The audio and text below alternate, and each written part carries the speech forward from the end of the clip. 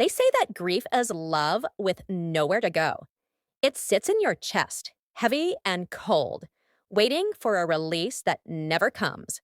But for some people, grief is just an opportunity, a countdown clock until the bank accounts thaw and the assets are distributed. I learned this lesson in the hardest way possible. I watched my father wither away from cancer, and as he faded, I watched his wife, my stepmother, bloom. She became brighter, louder, and more aggressive, like a weed choking out the last remaining rose in a garden. My name is Maya. I am 19 years old. Yesterday, we lowered my father into the damp earth. I was crying so hard my ribs felt like they were cracking. I held onto his coffin until the funeral directors gently pulled me away. And where was Brenda? My father's wife of 3 years? She was standing under a large black umbrella, checking her reflection in a compact mirror, making sure her waterproof mascara was holding up. She didn't look like a widow. She looked like a woman waiting for a winning lottery number to be called. She didn't know that the lottery ticket she was holding was already expired. She didn't know that the empire she thought she inherited was actually a fortress built to keep her out.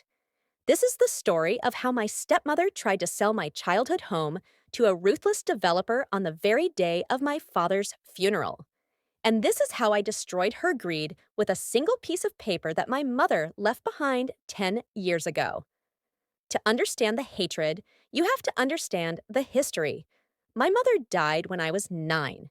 She was an artist, a gentle soul who filled our Victorian estate with lavender, oil paintings, and music.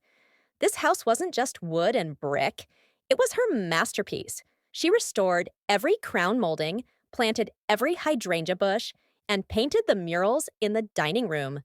When she passed, the house felt empty. Then came Brenda. My father met her at a country club. She was younger, flashy, and knew exactly what to say to a lonely, grieving man. Within 6 months, she moved in. Within a year, they were married. The changes started slowly. First, my mother's paintings were moved to the attic. Then, the antique furniture was replaced with cold, modern glass tables. "It's just an update, Maya," Brenda would say with a sneer. "We need to get rid of the old junk." "Junk?" I would cry. "That was Mom's favorite chair." "Well, your mom isn't here anymore, is she?" Brenda would reply, sipping her diet soda. For 3 years, I lived like a guest in my own home. I stayed in my room, studying, counting the days until I could leave for college. But then Dad got sick. And Brenda? She stopped pretending. She isolated him. She fired his old nurse.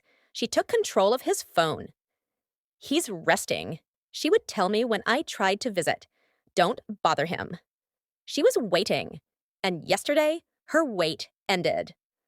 The funeral reception was held in our living room. It was supposed to be a somber gathering. Tea, sandwiches, quiet memories. Instead, it looked like a cocktail party. Brenda had hired a caterer. There were waiters passing around shrimp cocktails.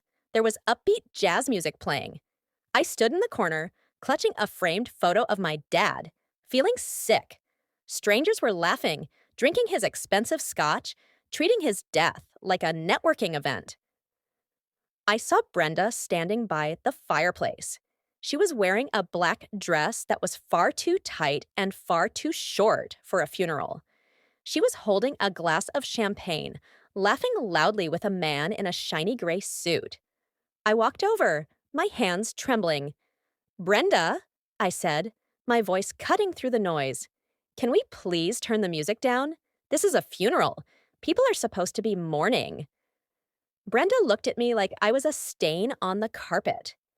"Oh, Maya, stop being such a depressing little mouse," she sighed, rolling her eyes. "Your father loved a good party. We are celebrating his life. Don't ruin the vibe." She turned back to the man in the gray suit.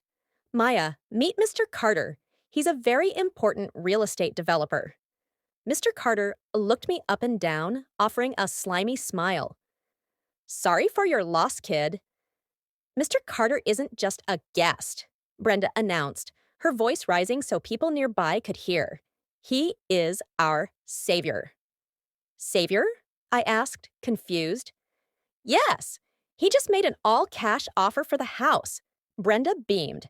We signed the preliminary agreement an hour ago.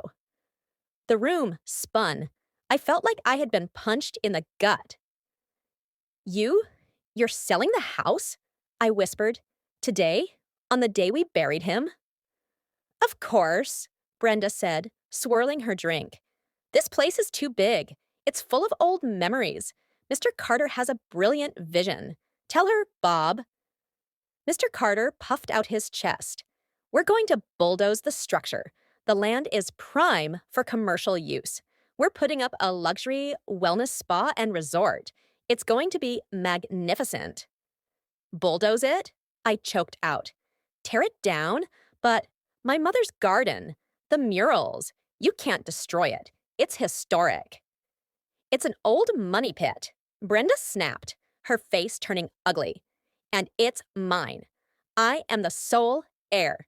I need the liquid assets for my new life in Paris. She reached into her purse and pulled out a folded paper. Speaking of new lives, she said, shoving the paper into my chest. Here. I opened it. It was a notice to vacate. You have 48 hours to pack your junk and get out, Brenda said coldly. I don't want you here when the inspectors come on Monday. You're 19. You're an adult. Go find a dorm room or something. I looked around the room. The guests had stopped talking. They were watching. Some looked horrified, but no one moved. They were afraid of her. Brenda clinked her spoon against her glass. Everyone, attention, she shouted. A toast to my late husband and to new beginnings. This house has been sold to Mr. Carter. We are rich. She laughed, throwing her head back. I felt a hand on my shoulder. I turned. It was Mr. Sterling, my father's and my mother's lawyer. He was an old man with kind eyes and a briefcase that looked heavier than usual. Are you ready, Maya? He whispered. I wiped my tears. I looked at Brenda, glowing with greed, desecrating my parents' memory. Something inside me snapped. The sadness evaporated, replaced by a cold, sharp anger. Yes, I said. I'm ready. I walked to the center of the room, right next to Brenda. Actually, Brenda, I said, loud enough for the back row to hear. You haven't sold anything. Brenda stopped laughing. She glared at me. Go to your room, Maya. The adults are doing business. Mr. Carter, I said, turning to the developer, I hope you haven't written that deposit check yet, because Brenda is trying to sell you stolen property. Excuse me? Brenda screeched, her face turning red. I am his wife. I am the next of kin. I own everything. You own nothing, I said, my voice steady. You are not the heir to this house. I have the marriage certificate, Brenda yelled, waving her hand. He didn't leave a will, which means everything goes to the spouse. That is the law. That is the law for his property, Mr. Sterling interrupted, stepping forward. But this house was never his property. The room went dead silent. Even the waiters stopped moving. What are you talking about? Brenda stammered. He lived here for 20 years. He lived here, I said, opening the blue folder Mr. Sterling handed me. But he didn't own it. I pulled out the yellowing deed. When my mother was dying 10 years ago, she knew Dad was weak. She knew he might marry someone like you, someone who would strip the walls bare and sell the memories for cash. I held the document up. So, she put this house into an irrevocable trust. Brenda blinked. A what? A trust, I explained, stepping closer to her. She granted Dad a life estate. That means he had the legal right to live in this house until his heart stopped beating. He was a tenant, Brenda, a guest. I pointed to the bottom of the page. The trust states that upon the death of the life tenant, the property transfers immediately and automatically to the beneficiary. I paused for effect. Brenda was trembling. "And who is the beneficiary?" she whispered. "Me," I said. "I own this house, Brenda. I have owned it since I was 9 years old. Dad was just keeping it warm for me." Mr. Sterling cleared his throat. "Legally, as of 9 a.m. yesterday, Maya is the sole owner of this estate. Brenda, you have no authority to sell. You have no authority to evict. In fact, you are currently trespassing." Mr. Carter, the developer, looked at the papers. He was a businessman. He knew what a trust meant. It was ironclad. He looked at Brenda with pure disgust. "You told me you had the title," he growled. I thought I did," Brenda cried, grabbing his arm. "Bob, please, we can fight this." "I'm not fighting a trust," Mr. Carter spat. He grabbed his contract from the table and ripped it in half. "The deal is off. Don't call me again." He stormed out of the house. Brenda stood there, alone. The grieving widow mask had shattered. She looked small, old, and pathetic. She looked around the room for support. Her friends looked away. "Maya, honey," she said, her voice shaking, trying to force a smile. "We can work this out. We're family. I took care of your father. I raised you." "You isolated my father," I said, cold as ice. "You threw away my mother's paintings. You tried to evict me at the funeral, and you wanted to bulldoze my history to build a spa." I walked to the front door and threw it open. Outside, a thunderstorm was raging. The rain was pouring down in sheets. "You gave me 48 hours to leave," I said. "But since this is my house, I make the rules." I checked my watch. "I'm not giving you 48 hours. I'm giving you 5 minutes." "Oh, 5 minutes?" Brenda screamed. "But my clothes, my jewelry, my furs." "I'll have the maid pack them into boxes and leave them on the curb tomorrow," I said. "Right now you leave with what you're wearing. Get out." "You can't do this to me," she wailed. "I have nowhere to go. I sold my apartment." "Then maybe you should have treated your stepdaughter better," I said. I grabbed her arm gently but firmly and guided her to the door. She resisted, grabbing the door frame. "Security!" Mr. Sterling called out. 2 of the hired security guards that Brenda herself had hired for the party stepped forward. They didn't like her either. "Ma'am, it's time to go," one of them said. They escorted her out. She stood on the porch, her expensive makeup running down her face in black streaks, her hair ruined by the wind. She screamed my name. She cursed my mother. I looked at her one last time. "Goodbye, Brenda. Enjoy Paris." I slammed the heavy oak door shut. I locked the deadbolt. The silence that followed was beautiful. I turned to the guests. "I'm sorry for the scene," I said calmly. "Please finish the food. My father would want you to eat. But the sale is canceled. This house isn't going anywhere." I spent the next week restoring the house.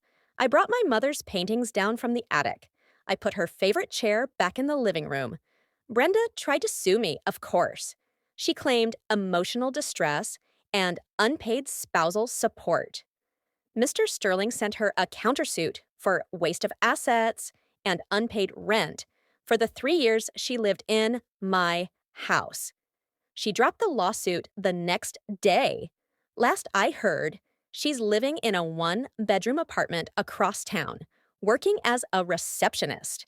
She wanted a luxury life. She ended up with nothing but a wet dress and a lesson she'll never forget. The moral of the story: greed is a blender. It makes you focus so much on the prize that you forget to check the rules of the game. Some people think they can treat others like trash because they hold the power, but power shifts, titles change, and sometimes the quiet person you pushed into the corner is actually the one holding the keys to the castle. Before you try to destroy someone's home, make sure you aren't just a guest standing on their floor.